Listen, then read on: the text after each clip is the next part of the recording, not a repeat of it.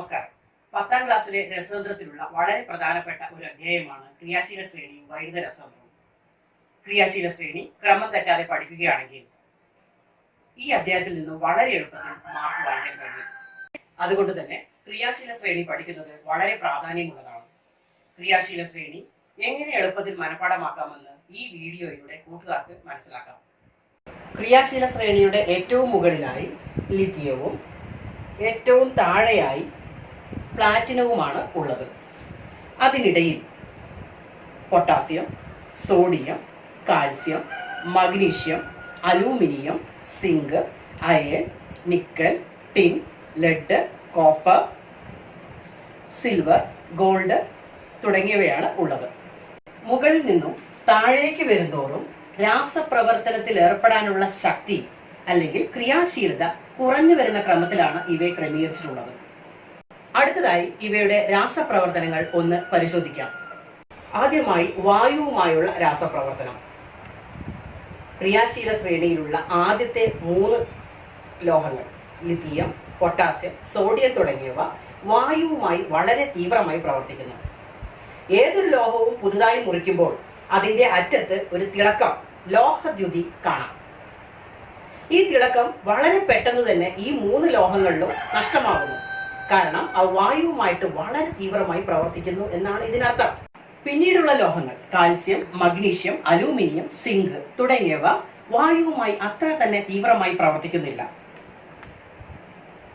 അതിനുശേഷമുള്ള iron, nickel, tin, lead തുടങ്ങിയവ മാസങ്ങളോളം എടുക്കും വായുവുമായി പ്രവർത്തിക്കാൻ. അതുകൊണ്ട് തന്നെ അവയിലെ തിളക്കം നഷ്ടപ്പെടാൻ മാസങ്ങളോളം എടുക്കും.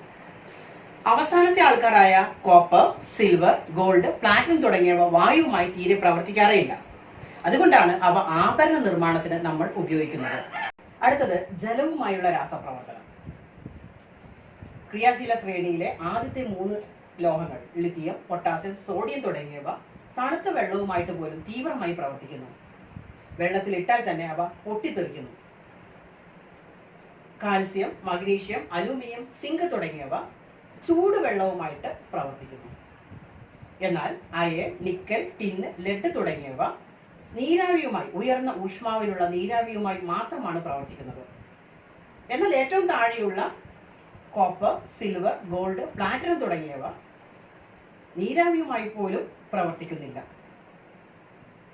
ഇതിനർത്ഥം താഴേക്ക് വരുന്തോറും രാസപ്രവർത്തനത്തിൽ ഏർപ്പെടാനുള്ള ലോഹങ്ങളുടെ ശക്തി കുറഞ്ഞു വരുന്നു എന്നതാണ്. അടുത്തതായി ആസിഡുമായുള്ള പ്രവർത്തനം നോക്കാം. ക്രിയാശീല ശ്രേണിയുടെ ഏറ്റവും മുകളിലുള്ള ലിഥിയം, സോഡിയം, പൊട്ടാസ്യം തുടങ്ങിയവ ആസിഡുമായി വളരെ തീവ്രമായി പ്രവർത്തിച്ച് ഹൈഡ്രജൻ വാതകം പുറത്തുവിടുന്നു. നമുക്കറിയാം, ഏതൊരു ലോഹവും ആസിഡുമായി പ്രവർത്തിക്കുകയാണെങ്കിൽ ഹൈഡ്രജൻ വാതകം പുറത്തുവിടും. എന്നാൽ കാൽസ്യം, മഗ്നീഷ്യം, അലൂമിനിയം, സിങ്ക് തുടങ്ങിയവ അത്ര തന്നെ തീവ്രമായി ആസിഡുമായി പ്രവർത്തിക്കുന്നില്ല. പിന്നീടുള്ള അയൺ, നിക്കൽ, ടിന്ന്, ലെഡ് തുടങ്ങിയവ വളരെ സാവധാനത്തിൽ മാത്രമേ ആസിഡുമായി പ്രവർത്തിക്കുന്നുള്ളൂ. എന്നാൽ കോപ്പർ, സിൽവർ, ഗോൾഡ്, പ്ലാറ്റിനം തുടങ്ങിയവ ആസിഡുമായി പ്രവർത്തിക്കുന്നേയില്ല. ക്രിയാശീല ശ്രേണി എളുപ്പത്തിൽ പഠിക്കുന്നതിന് ഒരു കോഡ് ഉണ്ടാക്കി നോക്കാം. ക്രിയാശീല ശ്രേണിയിലെ ആദ്യത്തെ ലോഹമായ ലിഥിയം, രണ്ടാമത് പൊട്ടാസ്യം, LiK, ലിക് എന്ന് വായിക്കാം. മൂന്നാമത്തത് സോഡിയമാണ്. ഞാനിവിടെ Ca, കാൽസ്യമാണ് ആദ്യം എഴുതിയത്, രണ്ടാമത് സോഡിയം എഴുതി. ഒരു ചെറിയൊരു എളുപ്പത്തിന് വേണ്ടിയിട്ടാണ് ഇങ്ങനെ എഴുതിയിട്ടുള്ളത്. Ca കാൽസ്യം, Na സോഡിയം, ഖാന. അടുത്തത് മാസ്, MaZ, M magnesium, A aluminium, Z zinc. അടുത്തത് Fe അയൺ, Ni നിക്കൽ,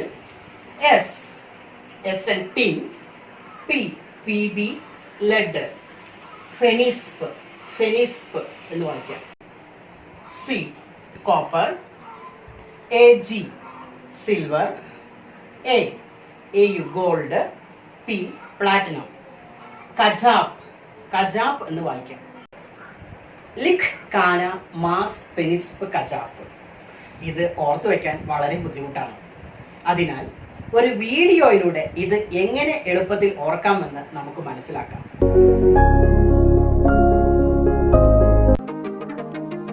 ഇവിടെ ലിക് എന്ന് പറഞ്ഞാൽ ലിക്കർ, മദ്യം എന്ന് സങ്കല്പിക്കുക. Li lithium, K potassium. കാന എന്ന് പറഞ്ഞാൽ കഴിക്കുക, തിന്നുക എന്നും സങ്കല്പിക്കുക. Ca calcium, Na sodium.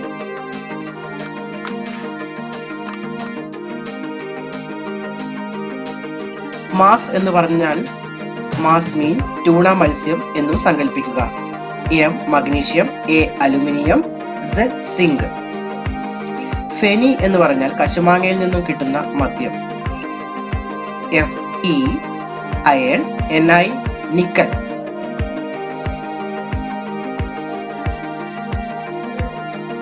Sp എന്ന് പറഞ്ഞാൽ സ്പൂൺ എന്ന് സങ്കല്പിക്കുക. S tin, P Pb lead. കജാപ്പ്. കജാപ്പ് എന്ന് പറഞ്ഞാൽ മാസ് മീനിനെ കജ വെട്ടുക എന്ന് സങ്കല്പിക്കുക. C copper, Ag silver, A gold, P platinum.